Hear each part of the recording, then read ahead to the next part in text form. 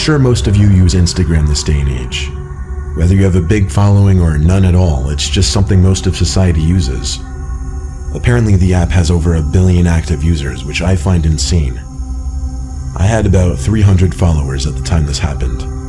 I live in a rural town, so I guess that's a lot for people around us. We don't know a lot of people outside of our districts. One night watching a movie, my phone vibrated. It said a girl named Holly started following me on Instagram. So I opened up Instagram to check out her profile. And she was this really gorgeous blonde girl with like 5,000 followers. She had about 50 pictures. They were all spaced out realistically as far as the dates they were posted. Usually when I get followers like this, I'll check to make sure they're actually legit. She got like 600 likes per picture and a bunch of comments from guys I assume she didn't even know, leaving hearts and drooling emojis and whatever. Then, I kid you not, as I was going through her page, before I even followed her back, she DM'd me. She said, "Hey, I honestly don't do this a lot, but I thought you're really cute." To be honest, and not to sound like a douche, I am pretty fit and I've been told I'm pretty attractive. And I have had some girls DM me in the past. So I followed her back and DM'd her the same, saying I think you're cute too. Then we went on to have a pretty long conversation, but it was going really well. We talked about fitness and what high schools we went to, and honestly it was great. She gave me her number, and we quickly got to setting up a meetup for the next night, which was a Friday night.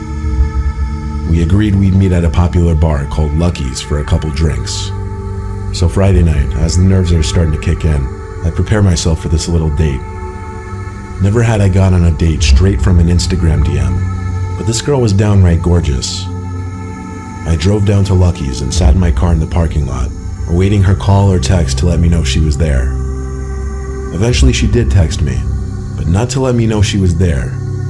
She said her car broke down and she needed a ride. I had to reread it a couple times to be sure I was reading it correctly. I tried calling her, but she didn't accept the call. She texted me describing her location. I didn't answer just yet. I took one more good look at her Instagram profile, and it was definitely real. She had friends tagged in her pictures, commenting on her pictures, so I knew I wasn't getting catfished. I texted back on my way, and off I went. I drove down the quiet side roads towards the location she described. I made it, but it was a weird spot for her car to have broken down. I saw a car pulled off to the side of the road next to the woods. Actually, there were woods on either side of this road. The car had its hood open, so it had to be her. I tried calling, but it didn't go through. I looked at my phone and realized I had no bars here. I parked my car on the other side of the road and got out. As I walked over to her car, which was a black Nissan Altima, I realized I couldn't see inside of it at all. The windows were completely tinted black. I lightly tapped on the window and waited. No one opened the door, so I walked around to the front hood, just to see if she had attempted to do any work on the engine, I guess. As far as I could tell, she didn't. I was losing patience. I texted her, "Where are you? I'm about to leave." As I walked back to the side of the car, I noticed the driver's side window had now been cracked down. I knew for a fact they were all shut a minute ago. I called Holly's name, knowing someone had to be in the car now. As I walked a little closer to get a look inside, someone's fist reached out from the window, and they started signaling for me to come closer with their pointer finger. I felt my stomach drop, realizing it was definitely a man's hand. I told him in a shaky voice, "Get lost," as I ran back to my car. I sped away and made the first right turn off the street I could.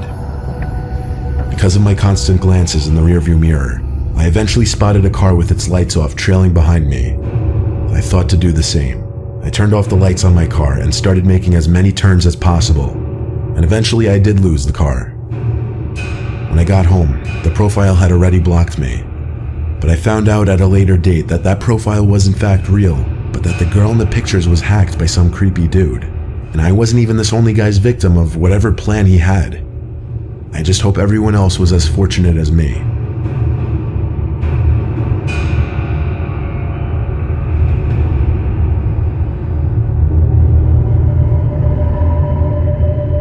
I have an Instagram account with 1,100 followers.